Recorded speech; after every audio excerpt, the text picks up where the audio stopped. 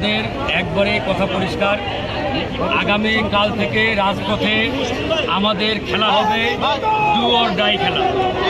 হয় এই বিপ্লব পরবর্তী বাংলাদেশে এই ভারতীয় রয়ের দালাল জাতীয় পার্টি থাকবে, অথবা আমরা বিপ্লবের পক্ষের শক্তিগুলো থাকবে।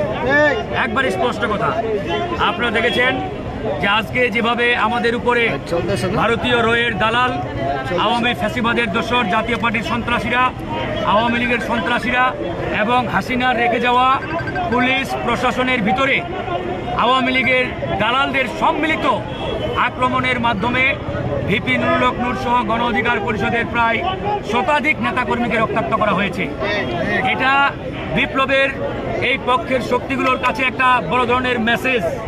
তারা আজকে গণ অধিকারকে আক্রমণ করে এটা মেসেজ দেওয়ার চেষ্টা করছে যে আজকে গণ অধিকারকে দেওয়া হয়েছে, কালকে বিএনপিকে দেওয়া হবে, জামাতকে দেওয়া হবে, কেউই রেহাই পাবে না। তাই আমরা বলতে চাই, আওয়ামী লীগকে যেভাবে নিষিদ্ধ করা হয়েছে ঠিক একইভাবে আগামী 3 দিনের মধ্যে প্রজ্ঞাপনের মাধ্যমে জাতীয় পার্টিকে নিষিদ্ধ ঘোষণা করতে হবে। সিএম কাদের সহ আওয়ামী লীগের দোসর যারা রয়েছে 14 দলের সহ প্রত্যেককে গ্রেফতার করতে হবে। এটা আমাদের পরিষ্কার দাবি।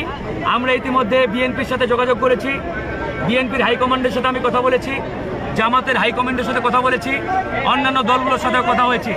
আমরা স্পষ্ট করে বলেছি, ভিপি নূর আক্রান্ত হয়েছে মানে আপনারা ভাববেন না যে আপনারা নিরাপদে আছেন। আজকে ভিপি নূরের উপরে আক্রমণ হয়েছে।